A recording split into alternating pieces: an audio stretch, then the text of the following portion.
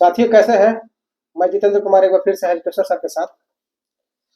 Sir 12 फरवरी को जो राजद के 3 जो विधायक थे, चेतन आनंद, प्रहलाद यादव और नीलम देवी। हाँ। ठीक है। और इधर सर हाल फिलहाल पिछले ही दिनों हाँ, कांग्रेस के हाँ। 3 विधायक संगीता देवी, मुरारी गौतम और सिद्धार्थ सौरभ। नहीं, कांग्रेस के 2, मुरारी गौतम और सिद्धार्थ जी और संगीता जो है जी वो आरजेडी के है। ठीक अच्छा है। जी जी मतलब 2 कांग्रेस और 1 आरजेडी का। हाँ, ठीक है। तो सर ये खेला इंडिया गठबंधन के साथ ये क्या मायने ये निकाला जाए सर? अब देखिए, स्थिति है कि जब तक नीतीश जी और लालू जी की सत्ता थी, कांग्रेस की सत्ता थी, तब तक आप देखेंगे कि कोई इधर से निकल के इधर उधर नहीं जा रहा था। ये जब सत्ता चली गई और सत्ता बन गई बीजेपी और जदयू का, तो उसके बाद पलटना शुरू हो गया। जब नीतीश कुमार ही पलट गए सत्ता के खेल में, तो ये अगर पार्टी छोड़ के गए हैं तो देखिएगा सत्ताधारी दल के साथ गए हैं। ऐसा नहीं है कि इनको पार्टी ही पसंद नहीं है तो दूसरी पार्टी कोई पसंद है तो उसमें चले गए।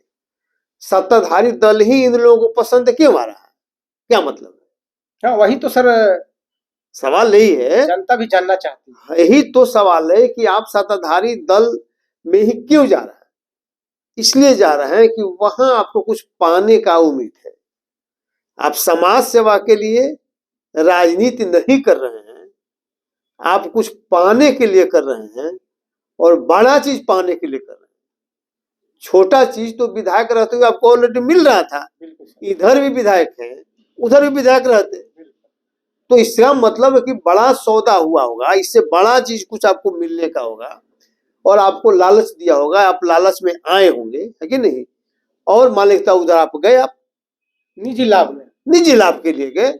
इसका मतलब कि राजनीति का और सबसे बड़ा स्तर इतना गिर गया कि आप किसी पार्टी से जीत के आ रहे हैं और किसी ये बता नहीं रहे कि हमारा मत भिन्नता कहाँ पर है, पार्टी से आइडियोलॉजिकल सैद्धांतिक तौर पर कहाँ आप अलग हैं ये नहीं बता रहे हैं।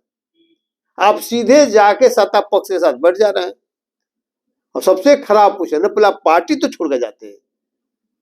जी ये समान नैतिकता भी थी कि अगर आपको पार्टी पसंद नहीं थी तो आप पार्टी छोड़ देते, आप पार्टी छोड़ देते फिर उधर जाते, तो लेकिन आपको तो नैतिकता से कोई मतलब है नहीं। आप सोचते हैं कि चूंकि हम सत्ता पक्ष के साथ जा रहे हैं, आज चूंकि विधानसभा विपक्ष मंत्री जो है ना, विधानसभा अध्यक्ष जो है सत्ता पक्ष का है, तो मेरा कुछ बिगड़ेगा भी नहीं, तो इधर भी जो कहते हैं बरकरार रहेगा और उधर से भी कुछ प्राप्त कर लेंगे। तो अधिक से अधिक धन प्राप्ति या कुछ मान लीजिए कि ताकत की प्राप्ति के लिए ये लोग गए हैं। तो आप सीधी से कह सकते हैं कि आज की राजनीति जो है व्यवसायीकरण, राजनीति का व्यवसायीकरण हो गया है, राजनीति का पूंजीकरण हो गया है। पहले राजनीति का समाजीकरण होता था, आज राजनीति का समाजीकरण नहीं होके राजनीति का पूंजीकरण हो गया है, व्यवसायीकरण हो गया, जिसके चलते जो है जहां अधिक पाने का उम्मीद रहता है उधर लोग भाग जा रहे हैं। सर एक और सवाल है, 2 दिन पहले सर हिमाचल प्रदेश का कांड आप सुना है, उसमें सर राज्यसभा का जो चुनाव हुआ है, कांग्रेस के लगभग 6 विधायक पार्टी लाइन से हट करके भाजपा के कैंडिडेट को दे दिया, वोट दिया सर। क्योंकि स्टेट में देखिए, वहां भी आप देखिएगा, वहां स्टेट में कांग्रेस की सरकार सर, जबकि विहिप लागू था। मतलब विहिप तो छोड़े, विहिप का उल्लंघन हो रहा है ना, बिल्कुल सर। आप बिना कुछ कहे हुए चल जा रहे हैं।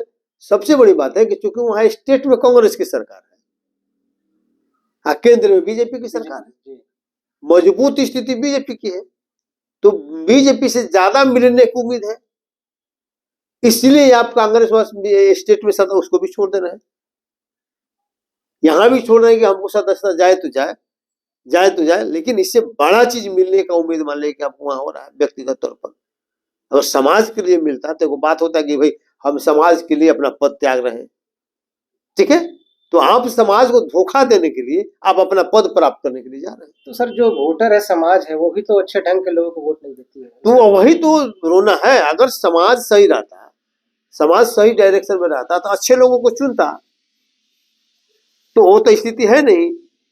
और तो आज तो टोटल पूंजीकरण हो गया, तो जो माल लगाओ माल पाओ, ये वाला पोषण हो गया। ये तो बिजनेस मालिक होगा राजनीति ना। ये देश के लिए बड़ा दुर्भाग्यपूर्ण है। व्यवसायीकरण होना राजनीति का, पूंजीकरण होना, ये देश के लिए बड़ा दुर्भाग्य है। और इससे समाज अगर सचेत नहीं हुआ तो आने वाले दिनों में हाथ में कटोरा लेने के अलावा कुछ बचेगा नहीं। जो सत्ता में रहेंगे वो सबको कुछ देते रहेंगे, आप कटोरा लेकर मांगते रहेंगे और उनका शासन चलते रहेगा। यही होना है। सर एक प्रश्न और है। अभी सर कल ही खबर आया है कि सरकार तैयार है सर, अगला जो लोकसभा का चुनाव होगा, विधानसभा के पूरे जो प्रदेश की विधानसभाएं हैं साथ में होने का करने का प्रस्ताव है, लगभग क्लियर हो गया है। आप इस पर क्या सोचते हैं, आपकी क्या राय है सर? देखिए, दरअसल नीतीश कुमार जो है ना जी, वो शुरू से उनका ये रहा है कि लोकसभा के साथ जो है विधानसभा का चुनाव करा दिया जाए, क्योंकि लोकसभा में तो उनका ठीक ठाक प्रतिनिधित्व था, बीजेपी के बराबर लगभग थे, 117 116, लेकिन विधानसभा में जस्ट आधा का अंतर था। जी, आधा का अंतर, बहुत सीट हार गए थे। जी, जी, तो सरकार तो चला रहा है और एकदम से एहसान तले दबे हुए हैं। इनको लग रहा है कि एक तरह से हमको भीख के रूप में हम लोग को पद मिला हुआ है, तो इस कॉम्प्लेक्स से उभर नहीं पा रहे, तो इसीलिए वो कह रहे हैं कि नहीं।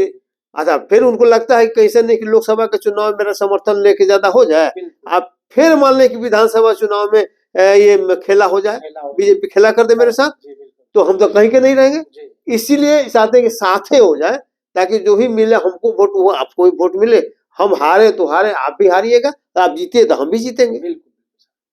और ये मान लें कि हाँ मेन कॉम्प्लेक्स से ग्रसित है कि नहीं।